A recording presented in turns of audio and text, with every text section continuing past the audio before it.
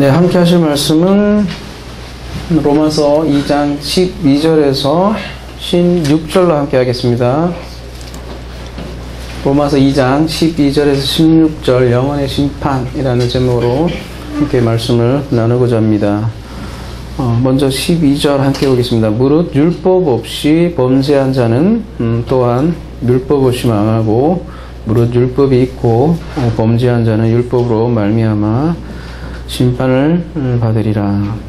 짧으니까 다 가볼까요? 하나님 앞에서는 율법을 듣는 자가 의인이 아니요 오직 율법을 행하는 자라야 의롭다 하심을 얻으리니 율법 없는 이방인이 본성으로 율법의 일을 행할 때에는 이 사람은 율법이 없어도 자기가 자기에게 율법이 되나니 이런 이들은 그 양심이 증거가 되어 그 생각들이 서로 혹은 고발하며 혹은 변명하여 그 마음에 새긴 율법의 행위를 나타내느니라. 곧 나의 복음에 이른 바와 같이 하나님이 예수 그리스도로 말미암아 사람들의 은밀한 것을 심판하시는 그날이라. 12절요 무릇으로 번역이 되어 있는데요. 무릇이 무슨 뜻이죠, 여러분? 무릇? 저는 잘 안 알아요. 모르겠어요. 국어가 부족해서 몰라도. 무릇. 가르라는 뜻인데요. 이걸 무릇으로 했는데, 그냥 왜냐하면 그런 뜻입니다. 그래서 본문은, 가르로 시작을 하는데요. 그러니까 앞에 내용을 봐야겠죠. 앞에 내용이 뭐냐면, 이는 하나님께서 외모로 사람을 취하지 아니하십니다. 이런 말과 함께 이어주는 거죠. 그 내용이 뭐냐면 유대인과 이제 이방인을 여기 언급을 하면서 유대인이나 이방인이나 하나님 앞에 다 하나님 심판 앞에 만인이 평등하다 그런 내용이었죠. 여기 율법이 없이 범죄한 자는 율법이 없다라고 하는 건 이방인을 얘기하는 거고요, 그죠? 그 다음에 율법이 있고 범죄한 자는 율법이 있다 이렇게 얘기하는 거는 물론 이제 모세 율법을 얘기하죠, 구체적으로. 모세 율법이 있는 사람들은 유대인을 뜻하는 거죠. 근데 율법이 없이 범죄하고 또 율법이 있어도 범죄하고 아마르 타노라는 나를 쓰고 있는데 둘 다 관역에서 벗어났다는 거죠. 그러니까 율법이 있는 자도 없는 자도 둘 다 관역에서 벗어났다 이렇게 얘기하는 거죠. 지금 로마서 2장의 주된 타겟은 유대인이라고 그랬습니다. 이방인으로부터 출발해서 구체적으로 얘기하고 싶은 게 이제 유대인들에 대해서 얘기를 이제 하려고 하는 거죠. 유대인들은 율법을 소유했고 그래서 어떤 유리한 말하자면 고지에 있다는 거죠. 구원에 있어서 그렇게 생각하는 유대인들을 지금 계속해서 기소하는 내용이 오늘 본문인데요. 단순히 율법을 소유했다고 해서 구원을 얻는 것은 아니다. 그런 것을 얘기해 나가고 있는 거죠. 그래서 13절에 하나님 앞에서는 율법을 듣는 자가 의인이 아니요 오직 율법을 행하는 자라야 의롭다 하심을 얻으리니. 율법을 듣는 자가 의인이 아니고 율법을 행하는 자가 의인이다. 무슨 말입니까? 그렇다면 율법을 잘 지켜야 구원을 받습니다. 그런 내용일까요? 로마서 전체 주제는 그것은 아니겠죠, 그죠? 바로 다음 장에도 의인은 없나니 하나도 없습니다. 이렇게 얘기를 하고 있죠. 율법을 다 지켜야 의인이다. 이것은 분명히 맞는 얘기예요. 율법을 다 지켜야 의인입니다. 이건 맞는 명제인데 문제는 인간의 현실이 그렇지 않다는 거죠. 아무도 다 지킬 수 없다는 얘기죠. 그러니까 율법은 결국은 무슨 역할을 하는 거예요? 율법은 죽이는 역할을 하는 것이다. 결국은. 그러니까 의를 율법에서 찾는다면 율법을 다 이루어야 한다는 거죠. 근데 어느 누가 그 율법을 다 이루느냐 이거죠. 근데 유대인들은 그런 면에서 율법을 행하지 못했다. 그 얘기를 하는 거고요. 그리고 유대인들은 율법은 있는데 망했다는 거죠. 그러니까 이방인이나 유대인이나 다 관역에서 벗어났고 망했다는 거죠. 그래서 이제 일종의 보편성, 제 보편성을 지금 바울은 얘기를 하는 거고요. 고린도 후서에서는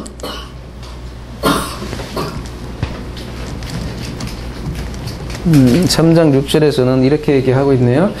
그가 또한 우리를 새 언약의 일꾼 되게 만족하게 하셨으니 율법 조문으로 하지 아니하고, 여기는 이제 더 구체적으로 나오네요. 율법 조문, 그라마라고 되어 있는데 본문에는 기록된 것으로 율법, 그런 뜻이죠. 그래서 율법 조문으로 하지 아니하고 오직 영으로 함이니, 율법 조문은 어떻게 하는 거래요? 죽이는 것이요, 영은 살리는 것이다. 이렇게 얘기를 하고 있네요.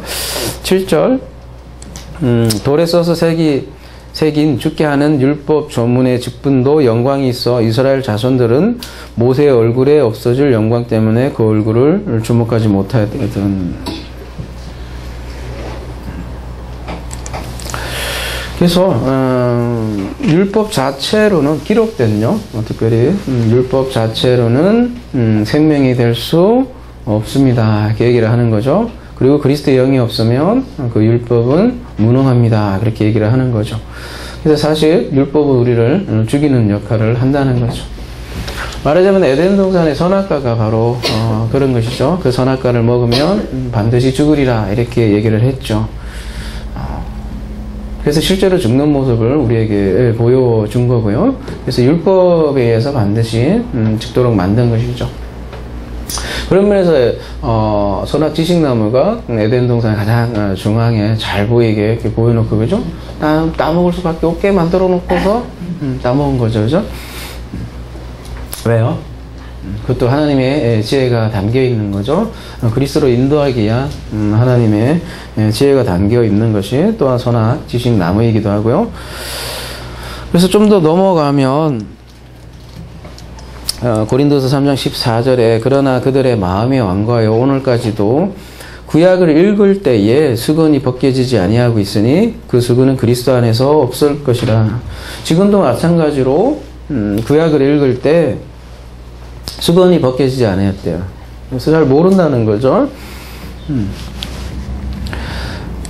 그래서 오늘까지 모세 글을 읽을 때 수건이 그 마음을 덮었도다. 그러나 언제든지 주께로 돌아가면 그 수건이 벗겨지리라. 주는 영이시니 주의 영이 계신 곳에는 자유가 있느니라. 우리가 다 수건을 벗고 얼굴로 거울을 보는 것 같이 주의 영광을 보매 그와 같은 형상으로 변화하여 영광에서 영광에 이르니 곧 주의 영으로 말미암이라.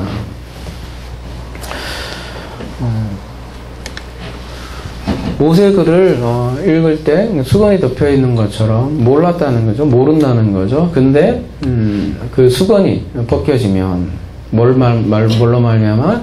그리스도의 영으로 말미암아. 현재예요.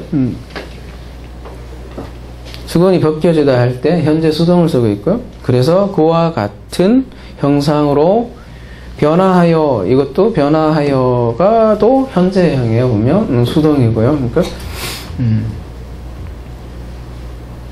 그러니까 수건에 가려져 있다는 거죠. 사람들이 구약을 읽을 때. 근데 그리스도 영으로 인해서 그 수건이 벗겨질 때 우리가 참 영광을 볼 수 있다라는 거죠. 지금 로마서 2장은 유대인에 대해서 얘기하는 거라고 그랬어요. 유대인들은 분명히 율법을 가지고 있는데도 이렇게 수건에 가려져 있고 못 보고 있고. 그러니까 대표적인 이제 복음서에 보면 여러분이 아주 잘 아는 본문이 있잖아요. 한번 가볼게요. 19장. 어떤 사람이 주께 와서 이르되 선생이여 내가 무슨 선한 일을 하여야 영생을 얻으리까. 질문에 벌써, 그죠? if, 만약 내가 어떤 착한 일을 하면 영생을 얻습니까? 이렇게 질문을 하죠. 그러니까 어찌하여 선한 일을 내게 묻느냐. 선한 이는 오직 한 분이라 내가 생명에 들어가려면 계명을 지키라. 떠보는 거죠. 그러니까 뭐라 그래요? 이르되 어느 계명이니까 예수께서 이르시되 살인하지 말라, 간음하지 말라, 도둑질하지 말라, 거짓 증언하지 말라, 내 부모를 긍휼하라, 내 이웃을 내 자신같이 사랑하신 것이니라. 뭐 말하자면 모세의 율법에 나오는 내용들이죠, 그죠? 그렇게 얘기를 했더니 그 청년이 이르되 이 모든 것을 내가 지켰사오니 아직도 무엇이 부족합니까? 다 지켰다 이거죠. 난 가만히 생각해보니 살인도 하지 않고 칼로 누구를 찔러 죽인 적도 없고 또 나름 부모도 많이 공격한 것 같은데 그죠? 그러니까 예수께서 이르시되 내가 온전하고 잘진데 가서 내 소유를 팔아 가난한 자들에게 주라. 그리하면 하늘에서 보화가 내게 있으리니 그리고 와서 나를 따르라니. 이 말을 들은 부자가 허걱 헐 요즘 말로 그죠? 그러니까 그 청년이 재물이 많음으로 이 말씀을 듣고 근심하여 가니라. 그러니까 예수께서 제자들에게 이르시되 내가 진실로 진실로 이르노니 부자는 천국에 들어가기가 어렵다.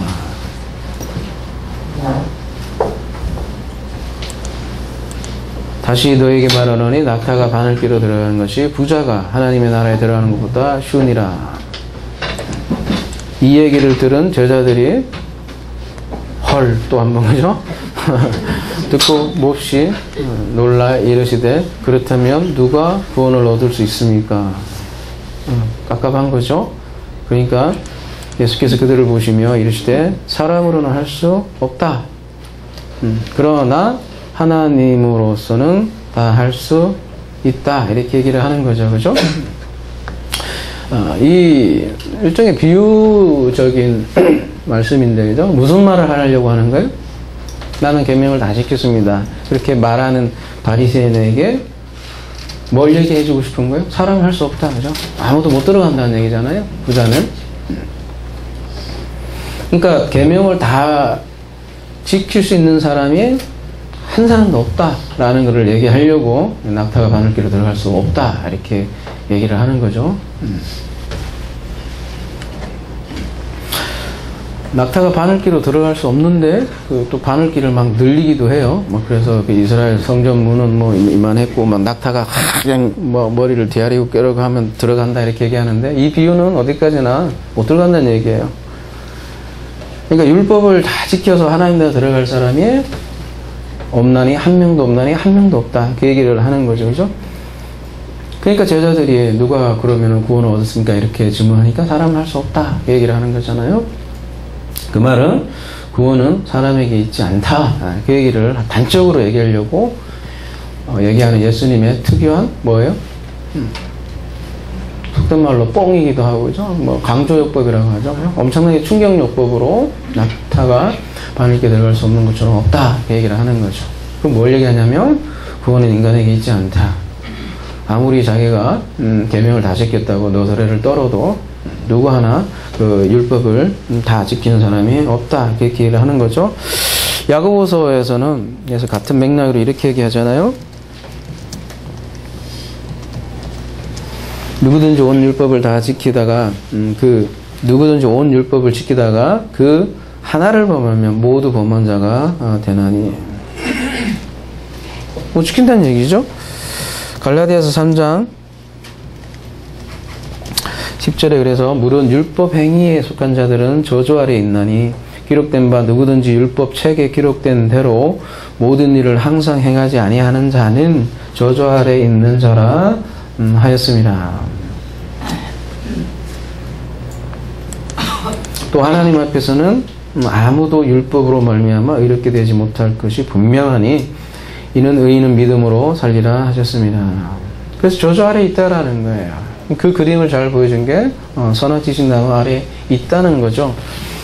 그래서 율법은 고발하는 역할을 하더라는 거죠. 그 고발하는 이제 법정 용어인데요. 심판이라는 게, 그죠? 법정에 가면 꼭 고발하는 사람이 있어요. 누가요? 검사죠. 그죠? 그래서 율법은 검사 역할을 한다는 거죠. 그런 내용인데요. 그러면 한 가지 질문이 올 수 있겠죠. 그러면 율법이 고발하는 역할이면 율법 없는 사람은 어쩌냔 말이냐? 이렇게 질문을 할 거 아니에요. 그죠? 그에 대한 답이 이제 14절이 나오는 거죠. 그러니까 심판이라는 거는 여러분 기준이 있어야 될 거 아니에요. 그죠? 여러분 법을 집행을 하려도 법이 있어야 될 거 아닙니까? 그죠? 좀 신종사기법 그런 것도 많이 나오잖아요. 전혀 없었던 형태의 뭔가가 나오면 법으로 규정할 수 없는 것들도 가끔은 생긴다는 거죠. 그러면 또 법을 만들어요. 만들어서 어떤 기준을 두잖아요. 그죠? 어떤 심판을 하려면 반드시 기준이 있다라는 얘기죠. 근데, 그래요. 보면 율법이 있는 유대인은, 율법의 기준이 된다지만, 만약에 율법이 없는 이방인들은 그러면은 어떻게 되느냐, 이렇게 당연히 질문을 할 것이죠. 그죠? 그에 대한 바울의 답은 뭐라고 얘기하냐면, 율법 없는 이방인이 본성으로 율법의 일을 행할 때는 이 사람은 율법이 없어도 자기가 자기에게 율법이 되나니. 그러면은 모세 율법이 없는 이방인이 본성으로 율법의 일을 행한다, 뭐 그런 말인가요? 또 그런 뉘앙스로 이렇게 번역이 되어 있는 것 같아요. 그죠?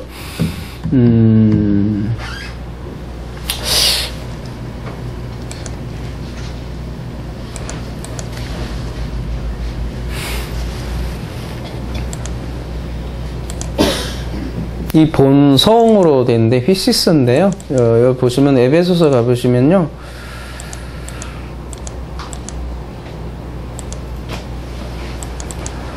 전에도 우리가 다 그 가운데서 우리 육체의 욕심을 따라 지내며 육체와 마음에 원하는 것을 하여 다른 이들과 같이 본질상 직노의 자녀였다며 이랬을 때 똑같이 쓰는 건데요. 그러니까 이 히시스는 원래부터 가지고 태어난 것을 뜻할 때 이 히시스를 쓰거든요. 그러니까 에베소서 2장 3절도 원래 우리는 진노의 자녀로 태어났다는 얘기예요. 태어났다는 거. 그래서 다시 오늘 본문으로 돌아오면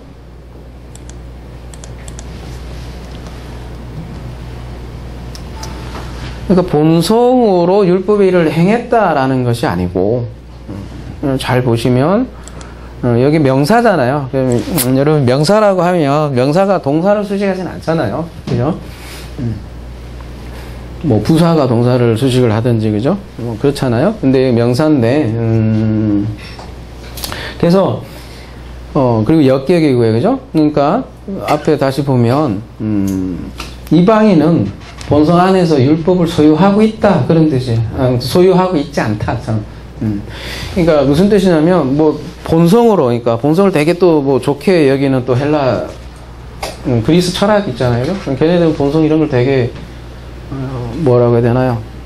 뭐 불문율, 인간이 변하지 않는 뭔가의 그런 본성을 많이 쓰거든요. 그러니까 인간들은 본성으로 뭔가 율법의 일을 행한다 이렇게 생각을 할지 모르겠어요. 근데 그 뜻이 아니라 이방인은 노모스가 없다라는 거예요.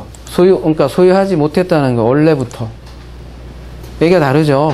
그러니까 본성으로 율법의 일을 지켰다는 거하고 원래 태어날 때부터 율법이 없다라는 거죠. 그러니까 태어날 때부터 율법이 없는 이방인들은 그런 얘기예요. 태어날 때부터 율법이 없이 태어난 사람들, 그 사람들이 율법의 일을 행하고 율법을 행한 것도 아니고 율법의 일을 행하고 그들 스스로에게 율법이 된다, 그런 얘기죠. 그러니까 율법의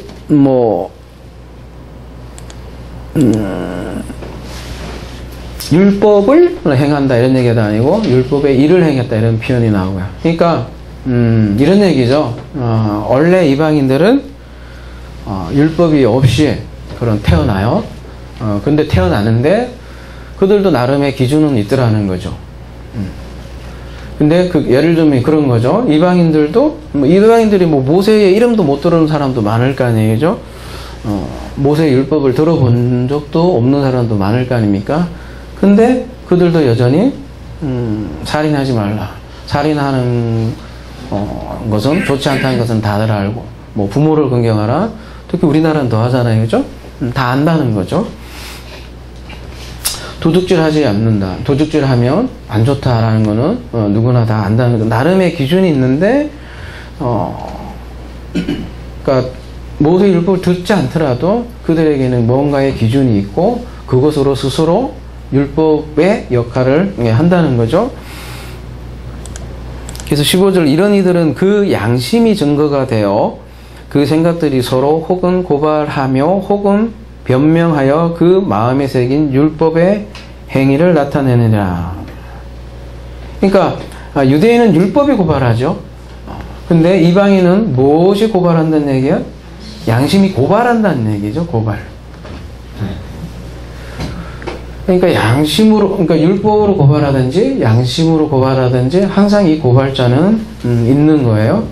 근데 이 양심이 고발한다고 하는데 이 양심에 대해서 잠깐 살펴보도록 할게요.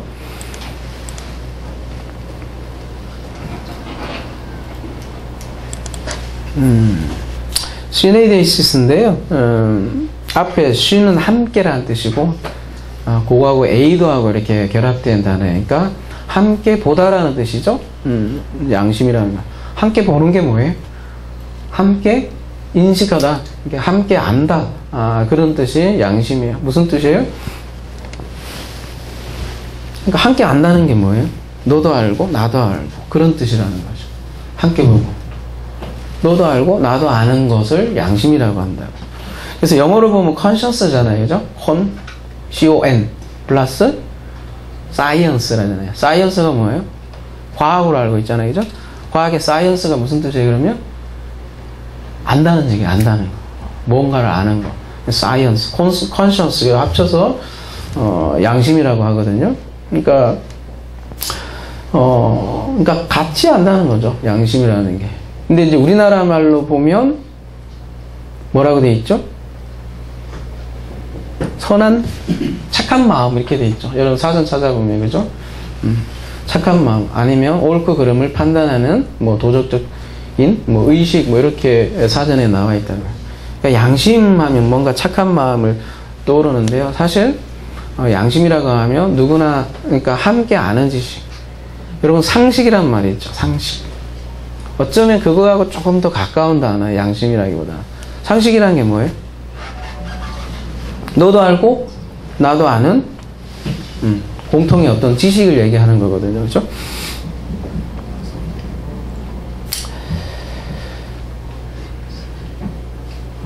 그러니까 이 양심이라는 게 아까 본성도 마찬가지지만 이 양심을 어떤 그리스도에서는 굉장히 좋게 긍정적으로 평가한다는 거죠.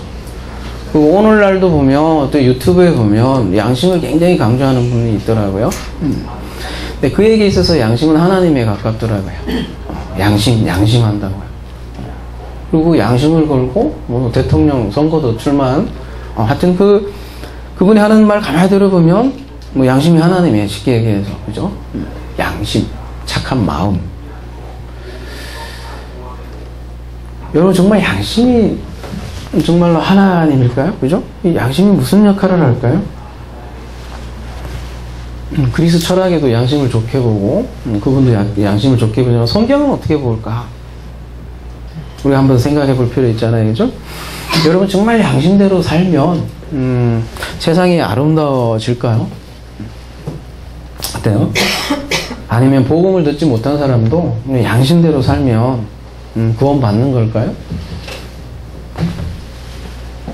근데 지금 바울이 하는 맥락은 그걸 그렇게 긍정적으로 사용하는 게 아니에요, 여러분.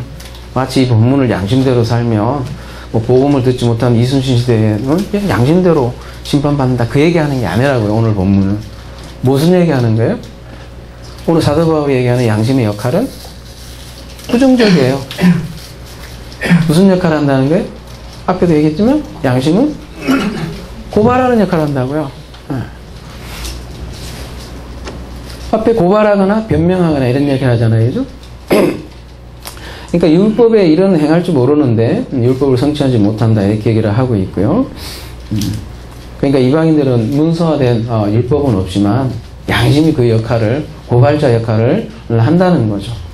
그러니까 바울이 계속해서 지금 이런 논지로 얘기하는 거는 유대인을 염두에 두고 있는 거예요. 그러니까 이방인은 그냥 구원을 받지 못한다 이런 게 주된 뭐라 해야 되는 논지의 본질이 아니라 유대인에게 뭔가 하고 싶은 거예요. 유대인들이 율법을 가지고 있지만 유대인 너희들도 율법을 성취하지 못하기 때문에 심판을 받는다. 그 율법이 없는 사람은 어떻게 되는가? 질문에 대해서는 답을 잠깐 하고 본질은 유대인에게 지금 계속 초점을 맞추고 있다라는 거죠. 그러니까 유대인은 근본적으로 율법을 행하지 못했다라는 것을 얘기하고 싶은 거죠. 그리고 그거를 이방인을 이렇게 이용해서 계속해서 주제를 이어가려고 하는 거죠. 그죠? 너무 유대인 뭐 이방인이니까 너무 어렵게 생각할 거 없이 여러분 지금 오늘날로 생각하면 유대인은 말하자면 성경을 가지고 있는 사람 뭐 이렇게 생각하면 될까요? 그죠? 이방인이라고 하면 흔히 여러분들이 얘기하는 불신자 이렇게 얘기를 하면 될까요? 그죠? 이런 얘기죠. 근데 여러분 성경을 다 가지고 있어요. 근데 성경을 다 가지고 있는데 그 성경을 다 지킨 사람은 없더라. 그 얘기를 하는 거고요. 그죠? 그리고 성경에 없는 불신자도 하다못해 양심을 가지고 있더라. 어떻게 보면 곁으로 보면 훨씬 더 교회 다니는 사람보다 더 도덕적으로 사는 사람들도 많더라. 그 얘기하는 거잖아요. 그죠? 그래서 요즘은 불신자들이 교회를 더 걱정한다고 하잖아요. 그죠? 실제로 그렇고요. 그죠? 실제로 일어나는 일들이 더 어이없는 일들이 교회에서 많이 일어나고 그죠? 말하자면 그런 비싼 맥락으로 얘기를 하는 거죠. 그렇다고 바울이 불신자들을 옹호하는 내용도 아니고요. 그죠? 그들도 기존에 못 미치고 성경을 가지고 있는 사람들도 하나님 의에 미치지 못한다. 그 얘기를 계속 하는 거라는 거죠. 그러니까 인간이 양심을 따라서 착하게 살면 그러니까 양심에 따라 열심히 살다 보면 착한 사람이 되는 거다. 이렇게 얘기하는 게 아니라고요. 오히려 그 양심이 그를 고발하고 송사한다는 거죠. 그러니까 양심을 통해서 구원받는 게 아니라는 거죠. 쉽게 얘기하면 그죠? 오히려 고발하고 그런 역할을 한다는 거예요. 양심이. 그래서 인간은 본질상 진노의 자녀다 이렇게 얘기를 하는 거죠. 그러니까 인간의 양심이 구원하지 못한다는 거예요. 그런데 그러한 양심을 마치 하나님처럼 그죠? 그 착한 양심을 대로 살면 심판에서 면한다, 구원받는다 이렇게 많은 사람들이 얘기를 하는 거죠, 그죠? 그러니까 인간의 양심이 아니라는 거죠, 구원.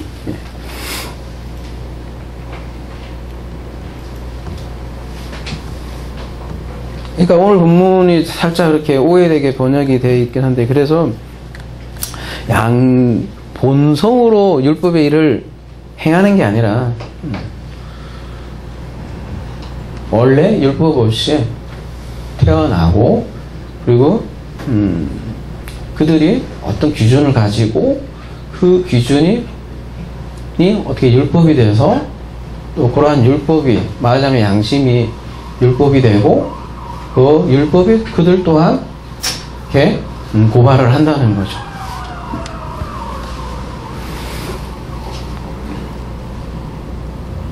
여러분 나는 양심껏 산다. 나는 양심껏 살아왔다. 그렇게 얘기하는 분들 봤죠, 그죠? 나는 그래서 하늘에 그러니까 구름 한 점 없이 나는 깨끗하게 살아왔다. 그렇게 생각하는 분 있을 거예요, 그죠? 나는 진짜 양심껏 살아왔어. 그래서 나는 먹을거리 낄 거 없고,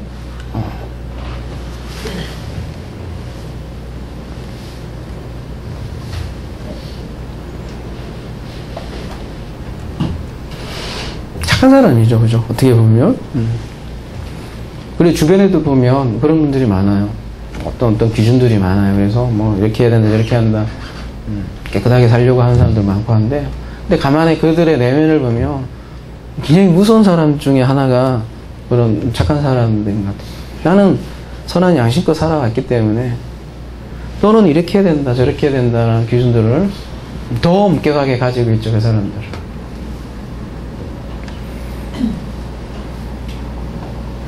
양심을 따라 착하게 살면 구원을 받는다 이렇게 생각할지 모르지만 양심도 그런 면에서 거듭나야 되는 거죠. 그래서 15절에 보면 그 마음에 새긴 율법의 행위를 나타내라 이렇게 표현이 되어 있는데 그죠? 율법의 행위를 나타내라. 그러니까 율법의 행위가 마음에 새겨졌다고 지금 이렇게 표현을 하고 있고요. 그죠? 얼뜻 보면 예레미야 31장 33절하고 표현은 비슷하지만 전혀 다른 게 가볼게요.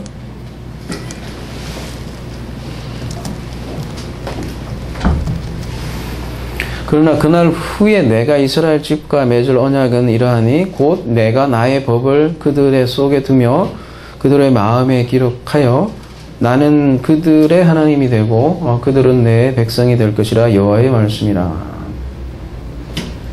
나의 법을 마음에 기록한다 이렇게 얘기를 하잖아요. 그죠?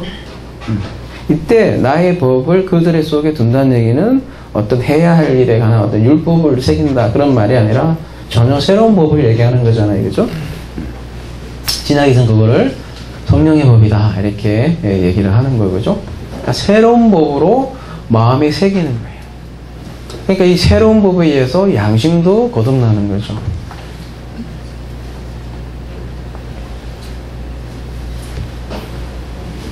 그러니까 성도의 마음에는 율법의 행위가 기록된 것이 아니라 아까 로마서 2장에처럼 그죠? 은혜의 법이죠. 성령의 법이 새겨지는 것이죠. 그래서 마지막 16절 곧 나의 복음에 이른 바와 같이 하나님이 예수 그리스도로 말미암아 사람들의 은밀한 것을 심판하시는 그날이라. 언뜻 보면 좀 생뚱맞지 않아요? 여러분 그런 느낌이 오는지 모르겠는데 쭉 읽다 보면 앞뒤하고 연결이 잘 안 되는 그런 느낌이 들지 않아요? 곧 나의 이렇게 얘기하다가 갑자기 곧 나의 복음에 이른 바와 같이 하나님 예수 그리스도로 말미암아 사람들의 은밀한 것을 심판하시는 그날이다. 그래서 이 16절 15절과 이렇게 연관해서 이렇게 봐야 되는데요. 15절에 이런 이들은 그 양심이 증가되어 그 생각들이 서로 혹은 고발하며 혹은 변명하며 그 마음에 새긴 율법의 행위를 나타내니라. 그러니까 양심이 그들을 고발하고 변호합니다.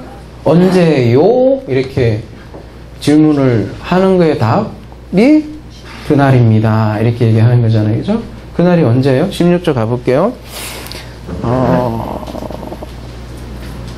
이것도 좀 언어를 봐야 돼요. 이게 좀 애매하게 번역이 되어 있어서요. 그죠? 그날이 언제예요? 그러니까 엔 헤메라. 그날입니다. 그날이 언제예요?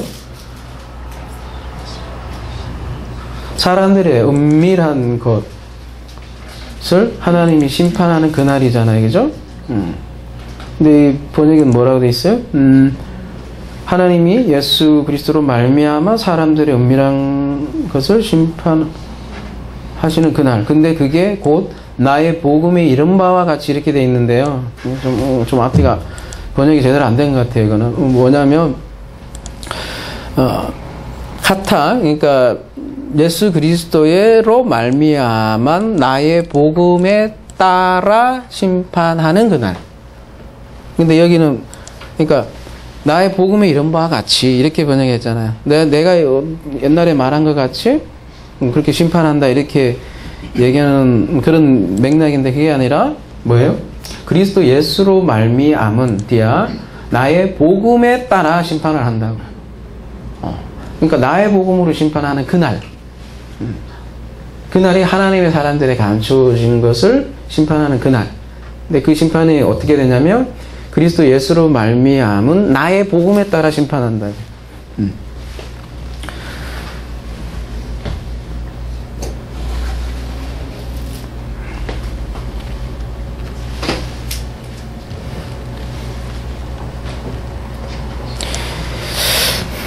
이건 여러분이 이런 것까지 알아야 되는지는 제가 좀 거시기한데 아무튼 여기가 수영 본문 보면 여기 멸치눈 같은 게 있어요. 이게 보면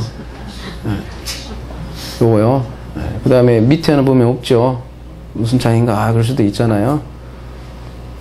뭐 이런 것까지 얘기하는데 아마 우리밖에 없을 것 같기도 하고 해야 되나 좀 말하는 분도 싶기도 한데 아무튼 무슨 차이일까요?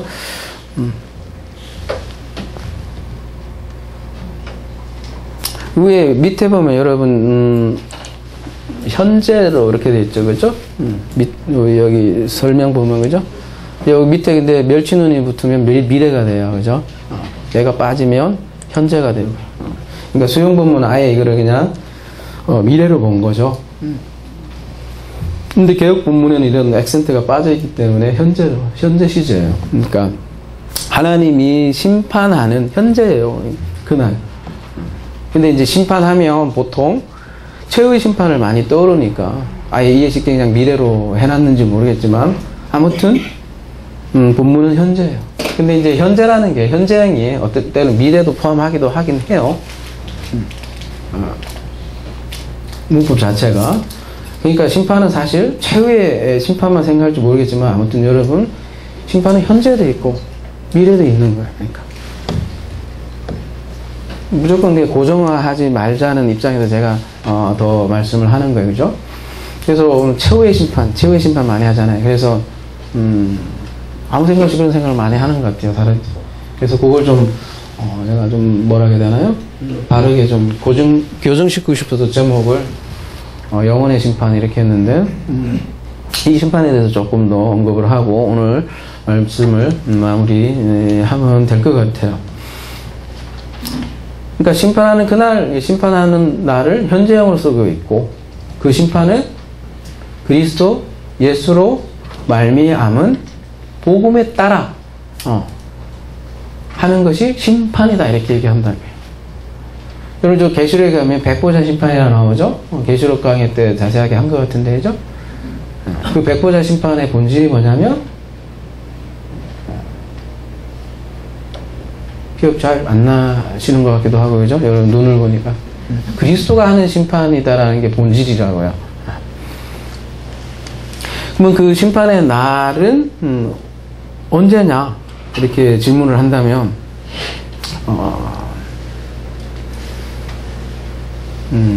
우리 새로운 성도 한 분이 그런 질문을 하더라고요.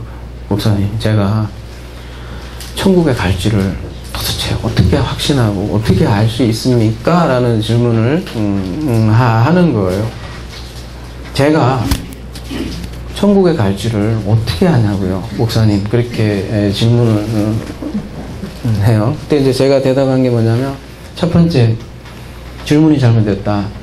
뭐가 잘못됐냐면, 천국은 가는 게 아니라 오는 거다.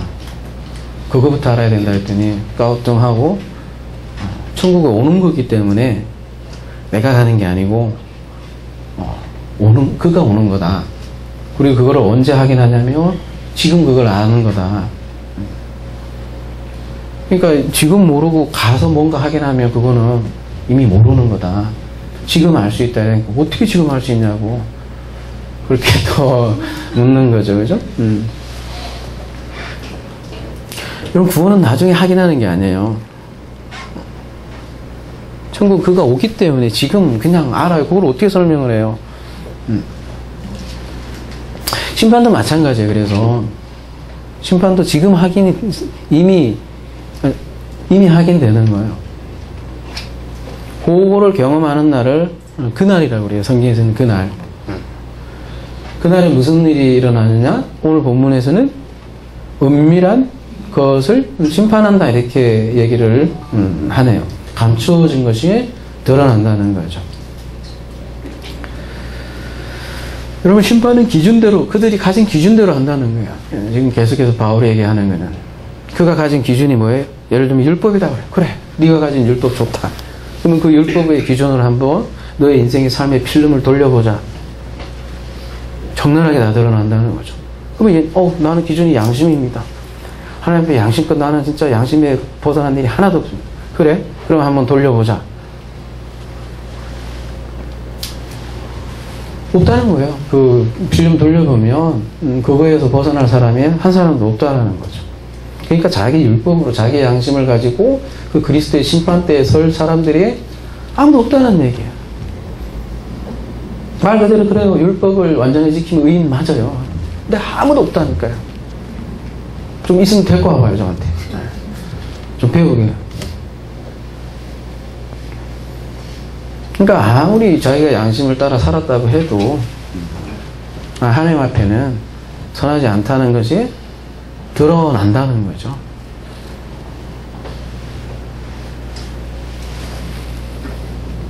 그러니까 세상에서 제일 무서운 사람이 사실 그런 사람들이에요. 나는 법과 양심에 따라 하늘의 부끄러움 한 점 없이 살았다. 그렇기 때문에 하나님이 필요 없죠. 그죠? 아니, 내가 뭔 죄를 졌는데 하나님 당신 날 심판하냐고 이렇게 따져 물을 사람들이니까, 그죠? 떳떳한 거예요, 죽어도. 근데 우리 다시 한번 좀 곰곰이 그리스도의 말씀을 한번 생각해 보자고요. 나는 의인을 위해서 온 것이 아니라 죄인을 위해서 왔고, 건강한 사람을 위해서 온 게 아니라 병든 자를 위해서 왔다고 했잖아요. 왜 그런 얘기를 했을까요? 그죠? 단순히 뭐 치유 사역을 하기 위해서 온 거예요?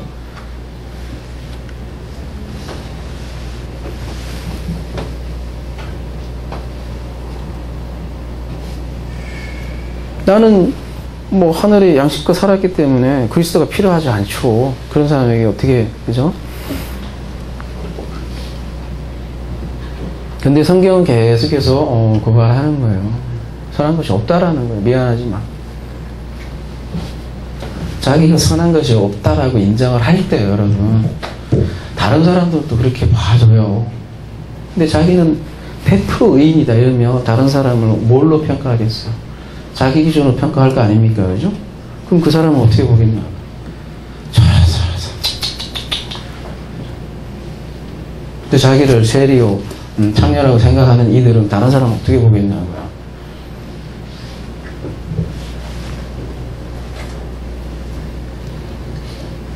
내가 선하다고 생각하면 다른 사람도 선해야 되고요. 그래야 된다니까. 자기 기준에 끼워 맞춰야 돼요. 그러니까 속에서 부글부글 끓고 난리도 아닌 거죠.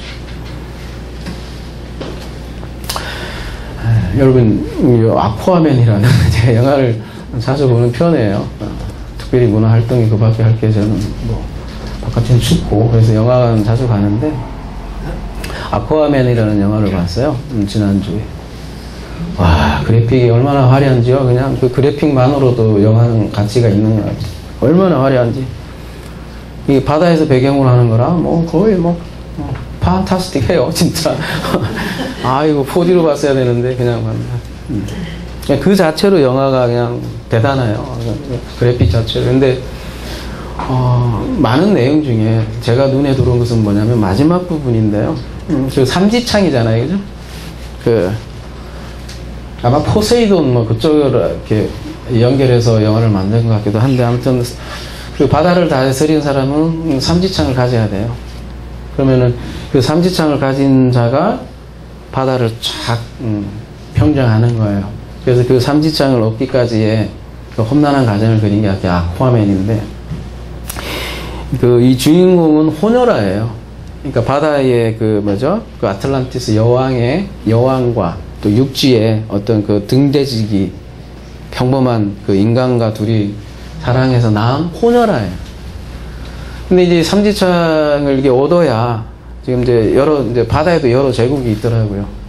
그 제국을 평정하는데, 이 사람이 이제 그 삼지창을 얻으러 갔는데, 그 삼지창을 구하러 간 사람들이 그 괴물한테 걸려서 다 죽은 거야. 이 게임이 안 되는 거예요, 그죠? 그러니까 아무도 삼지창을 가질 사람이 없었어요. 근데 이 아쿠아맨이 그 괴물같이 생긴 거기에 딱 가서 그 괴물이 이렇게 묻는 거예요. 왜 넣어야 하느냐, 뭐 이렇게. 왜 넣어야 하느냐. 왜 네가 삼지창을 가져야 되냐. 너는 혼혈 아니냐. 너 같은 놈이 어떻게 감히 나의 삼지창을 가지러 왔느냐. 이렇게 질문을 하는 거죠. 그때 아쿠아맨이 뭐라 그래요? 막 싸우려다가 딱 싸움 멈추고 그냥 딱 죽을 각오하고 뭐라고 얘기했냐면, 맞습니다. 당신의 말대로 나는 아무것도 아닙니다. 그래서 난 당신이 필요합니다. 당신의 삼지창이 필요합니다. 내가 아무것도 아니기 때문에 삼지창이 필요하다고. 내 힘으로는 바다를 싸울 수도 없고 제국의 왕이 될 수 없다고. 당신 말이 맞다고. 나 아무것도 아닙니다. 그때 삼지창이 딱 주어져요, 여러분. 재밌죠? 인정한 거죠, 이 친구는. 호녀라고. 우리도 인정하자는 거예요. 뭐 이렇게 잘난 척, 그죠? 우리 인간이 얼마나 연약해요, 여러분. 1분만 숨을 못 쉬어도 숨이 꼴깍 넘어가는 그런 사람들인데, 맞아, 그죠? 그거 인정하자는 거죠. 여러분, 십자가의 구원 사건에 보면 강도에게 나오잖아요. 그 예수 그리스도 옆에 있는 두 사람이 다 강도라는 거 아니에요, 그죠? 강도인데 한 강도가 뭐라 그래요? 야, 당신의 나라 좀 나 좀 데리고 가라 이러니까 그게 뭐예요? 그때 너도 나와 함께 나그네 있으리라 이렇게 얘기하지 않죠. 자기의 강도됨을 고백하는 거잖아요. 여러분, 인간의 선행으로 하나님 나라 갑니까? 안 간다니까요. 온다니까요. 자꾸 우리는 뭔가 이렇게 쌓아서 있잖아요. 그죠? 가려고 그래요. 성경에 주시는 킹덤 컴이에요. 누구에게요?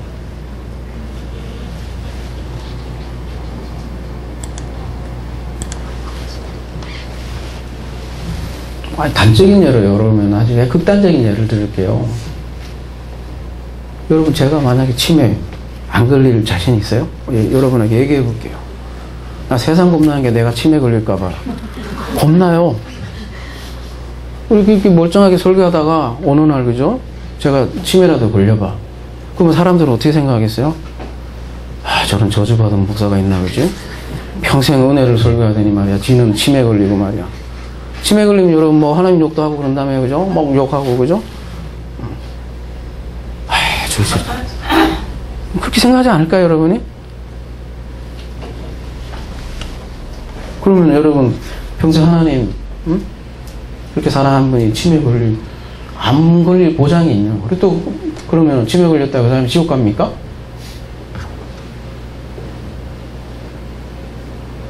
더 극단적으로 얘기할게요, 그러면. 더 극단적으로. 제가 이렇게 설교를 잘하다가 어느 날 갑자기 얘가 자살한 거야. 제가 우울증으로. 좀 우울증 없는 것 같아요, 제가? 아, 지금은 없을 수 있죠. 근데 있을 수 누가 알아요. 인간이 연약하다니까, 여러분. 뭐 여러분 잘 아는 그 목사님 있잖아요. 예를 들면 제가 얘기 안 할게요, 그죠? 근데 뭐 그동안 한 얘기 다 맞아. 근데 이분이 딱 자살했어요, 예를 들면. 근데 이때가 얘기한 건 전부 다 그냥 빚을리고 다 가짜 이렇게 그 하나로 판단 안 나는 거예요, 사람들은. 그러니까 우리는 단적으로 보이는 거예요. 인간이 얼마나 연약한 존재라는 거를. 근데 그렇게 해서 구원 가고 안 가고 그러면 여러분 도대체 치매 안 걸릴 누가 자신 있어요? 아니, 구원이 그렇게 달려있냐고요. 병이에요. 어떤 면에서 자살도 마찬가지. 우울증이라는 게 뭐 누구 걸리고 싶은 사람이 어디 있냐고요. 그죠? 여러분, 내 하나 뭔가 조금만 바꿔도 바로 여러분 우울증 다 걸려요. 여러분, 인간의 감정 이런 걸로 구원받고 이런 게 아니라니까요. 사람들은 다 그걸로, 그러니까 겉으로 걸로 자꾸 판단하니까 저는 뭐 조심해야죠. 저도 울지 안 걸리게, 그죠? 예, 최선을 다해야죠. 왜냐하면 복음을 맡은 자니까, 그죠? 그렇지만 혹시 만약에 제가 그런 일이 있더라도 여러분 인간을 이해해 줘야 됩니다. 그죠? 왜 여기 있는 사람은 뭐 완벽해야 됩니까? 우울증 안 걸려야 됩니까? 그죠? 예를 들면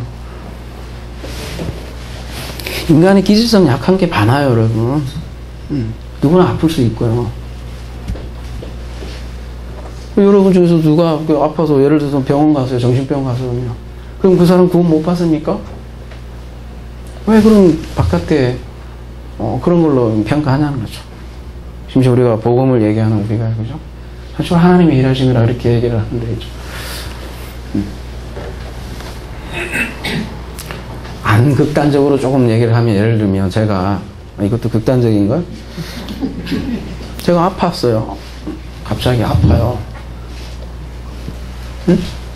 그러면 신유의 능력이 있고 말이에요. 좀 능력이 있는 목사라면 지병 고쳐야 될 거 아니에요. 쉽게 얘기해서, 그죠? 제가 아팠어요. 병을 고쳐야 되는 거 아니에요, 근데? 아니, 뭐 저 얘기 아니라 여러분 예수 잘 믿는 사람이 평생 안 아파야 될 거 아니에요. 그렇게 뭐 맨날 고쳐달라 기도하면서, 그죠?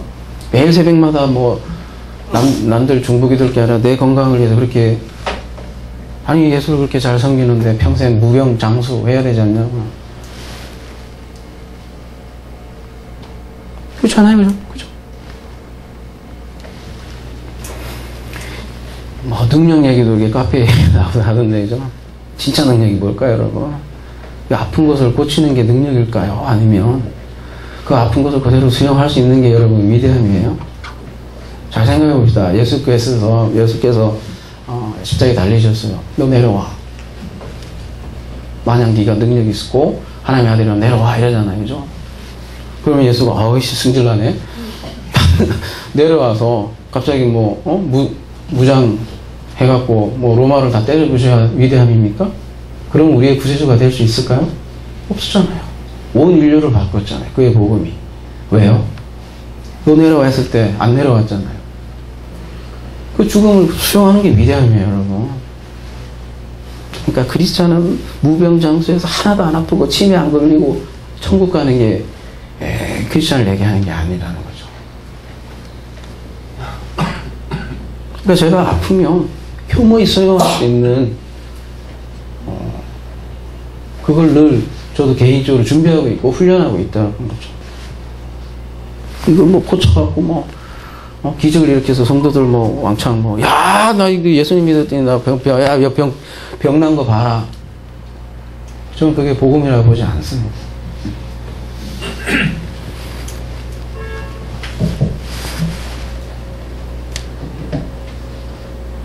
뭔 얘기하다 이렇게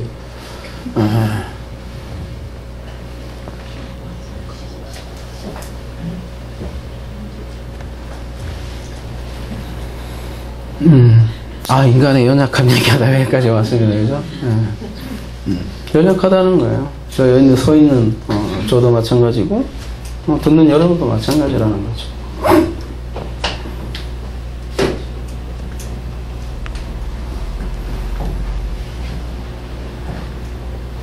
연약할 뿐만 아니라요. 아까 갈라디아서 우리가 봤잖아요.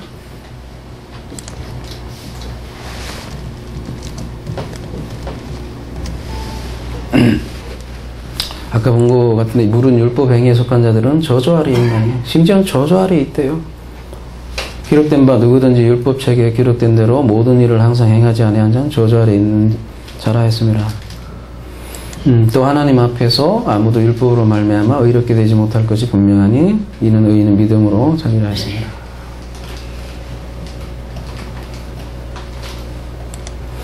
율법은 믿음에서 난 것이 아니니 율법을 행하는 자는 그 가운데서 살리라 했느니라. 그런데 그리스도께서 우리를 위하여 저주를 받은 바 되사 율법의 저주에서 우리를 속량하셨으니 기록된 바 나무에 달린 자마다 저주 아래 있는 자라 했습니다.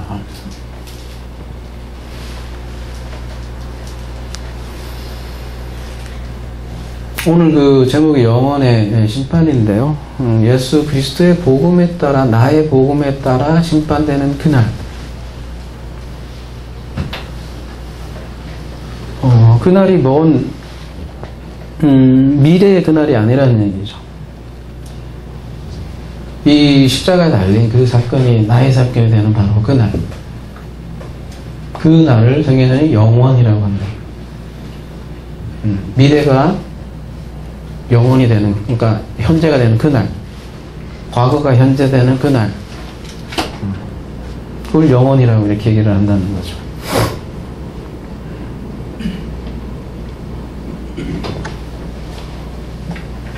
이 나무에 달린 자마다 저주 아래 있는 자다. 이게 광야의 노뱀 사건을 연상케 하는 그런 구절이잖아요, 그죠? 그날에 자기가 뱀에 물린 자신을 본다는 거죠. 심판이죠. 그게 여러분 행위 심판이에요.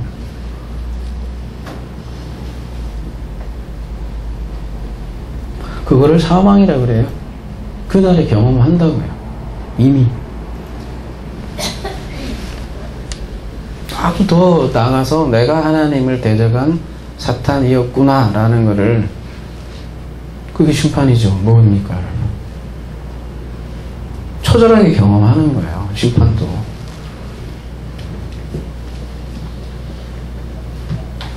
요한복음 3장 17절에서 분명히 얘기해 주잖아요. 하나님이 그 아들을 세상에 보내신 것을 세상을 심판하려 하심이 아니라, 근데 목적이 심판이 아니래요. 그런 말미암아 세상이 구원을 받게 하려 하심이라. 그를 믿는 자는 심판을 받지 아니하는 것이요 믿지 아니하는 자는 하나님의 독생자 이름을 믿지 아니함으로 벌써 심판을 받은 것이다.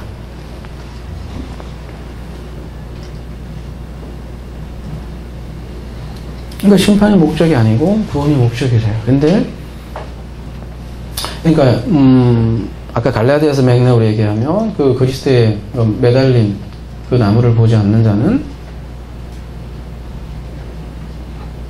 벌써 심판 상태에 있는 거예요. 그죠? 먼 미래에 갈 것도 없다라는 거예요. 벌써 심판이라는 거죠. 벌써 분리되어 있다라는 거죠. 그러나 그리스도로 말미암아 우리를 속량해 주었다 이렇게 얘기를 하는 거잖아요. 그래서 우리에게 더 이상 심판이 없는 거죠. 그러니까 우리의 행위가 아니기 때문에 이게 안전한 거죠. 우리의 행위라면 어떻게 조바심 나서 살겠어요, 그죠? 그러니까 구원 받았으니까 자 지금부터 네가 나쁜 일 하나도 하지 마. 크리스천답게 말해, 그죠? 야, 너 구원 받았어, 좋아, 오케이. 근데 지금부터 나쁜 일 하나도 하지 마. 이거 복음이 아니라는 거예요.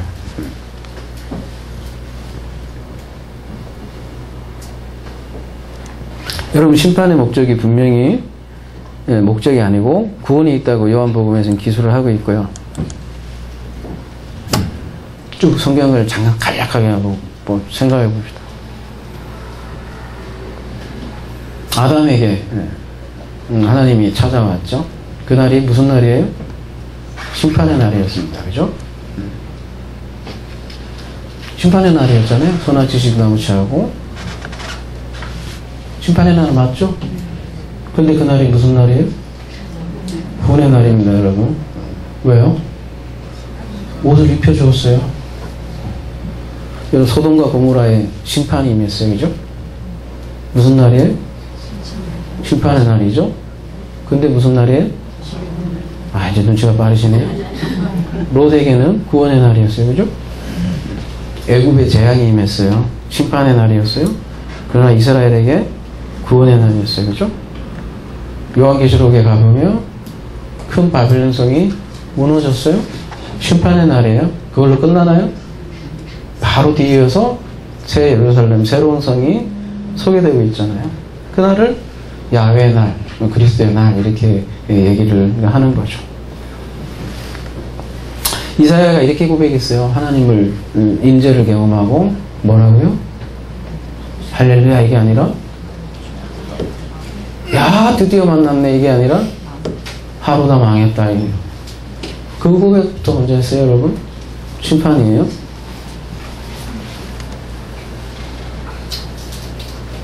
그러니까 그날에 나는 저주 아래 있었구나. 뱀에 울렸구나. 아니 내가 사는 걸 따먹었구나.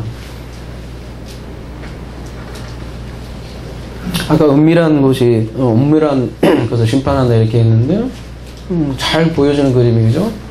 무화과 나뭇잎으로 은밀한 곳을 가리는 자기 자신.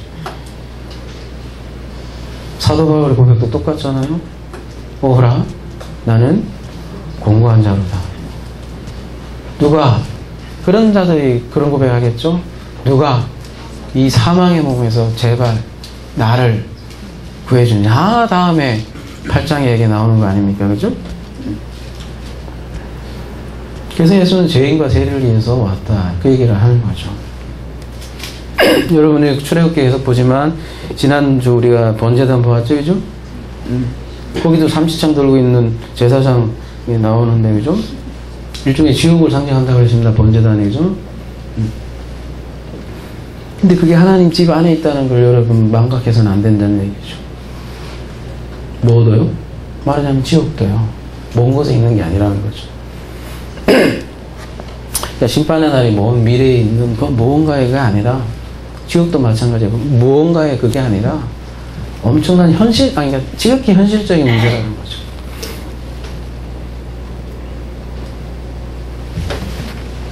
그래서 오늘 본문에서 다시 돌아오면 이걸 다시 원어대로 보냐면 그리스도 예수로 말미암은 나의 복음에 따라 하나님의 사람들의 감추어진 것을 심판하는 그날.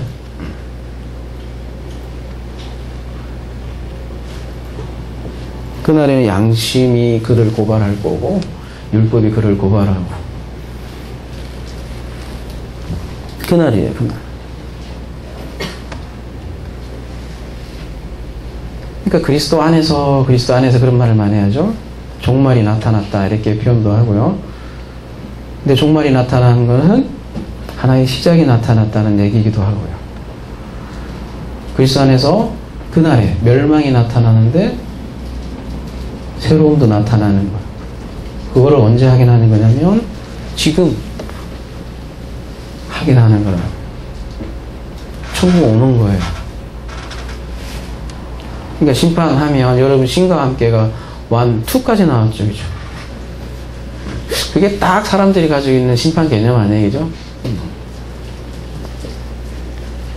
그러니까 양심대로 착하게 살면 그 옥황상제 만나서 그죠? 이정재 같은 완전 옥황상제죠? 그때 심판을 벗어난다 이런 딱 그 개념이잖아요. 신과 함께가. 별 내용도 없는데 게 인기도 많더라고요. 그래서 그죠? 그게 딱 사람들이 심상에 맞나 봐요. 그죠? 성경에서 말하는 심판 그렇게 얘기하는 거 아니라는 얘기예요. 제 얘기는. 그래서 제목을 최후의 심판이 아니라 영혼의 심판 이렇게 잡아본 거죠. 복음에 따라 심판하는 그날 최후가 아니라는 거예요. 지금 영원이란 말이죠. 그래서 은혜 받을 만한 때가 지금이다. 탕자를 보세요. 그죠? 망했어요. 망한 것을 깨닫고 아버지 집으로 돌아오잖아요. 그죠? 그것을 구원이라고 그래요. 그러니까 탕기에서 말하는 구원은 말하자면 심판을 통한 구원이에요. 그날 요한복음에 이 그날도 그날이에요.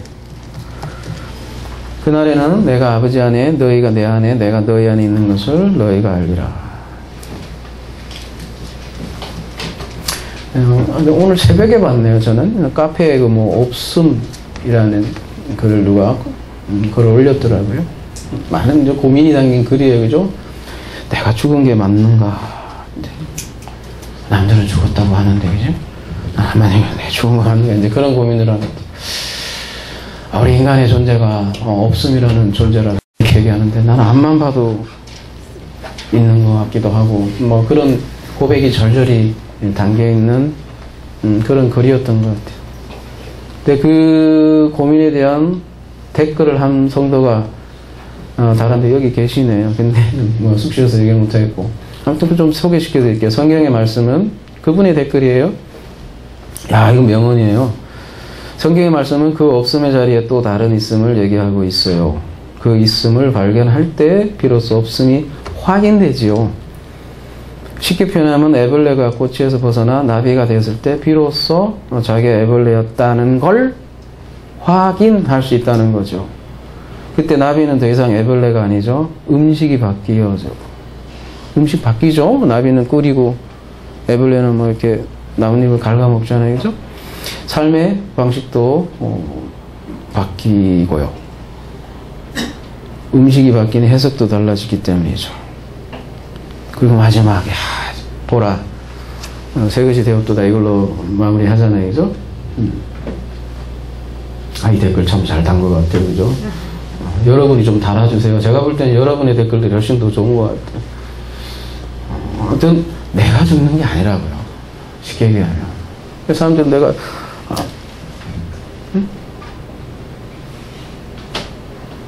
자꾸 저 사람 죽었나 안 죽었나도 판단도 하지 마세요. 다 죽어 있었어요. 근데 그가 찾아와서 나의 죽음을 확인하는 것 뿐이라고요.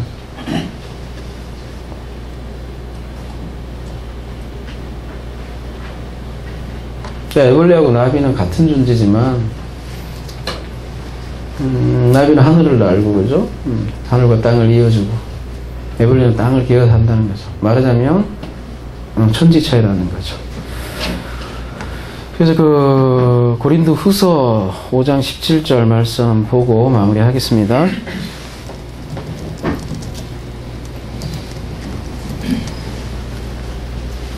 누구든지 그리스도 안에 있으면 현재 새로운 피조물이라 선언하고 있습니다. 이전 것은 지나갔으니 지나갔다 과거예요. 보라 새 것이 되었도다. 완료 형태로 쓰고 있어요. 그죠? 그 아까 그 댓글의 표현대로 얘기하면 보라 나비다. 그러니까 이 복음이 아닌 복음은 계속해서 애벌레에다가 다리미질을 하는 거야. 그래갖고 애벌레가 주름을 피우려고 하는 게 복음 아닌 다른 복음이라고요. 그래갖고 이 주름을 피다 보니까 뜨겁지. 죄의식은 점점 더 깊어가는 거예요. 그죠? 하나님의 완전한 자유선언이고 완전한 재선언인데 탕자에게 완전한 잔치를 베푸는 게 하나님의 복음인데 애벌레의 주름을 자꾸 피우려고 그래요. 다리미로. 점점 죄의식은 벗어나고 그거는 예수 그리스도로 말미암은 나의 복음에 따라야 그 복음이 아니라는 거죠. 복음은 완전한 자유입니다. 애벌레의 나비 되는 거. 근데 이 나비가 되기 전에 반드시 꼬치를 통과하잖아요. 그러니까 말하자면 온전한 존재 변화고요.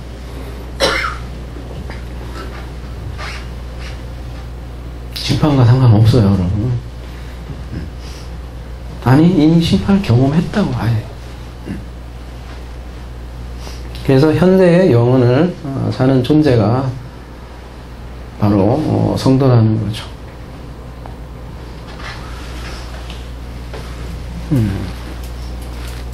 이런 은혜가 저와 여러분에게 함께하길 기도합니다.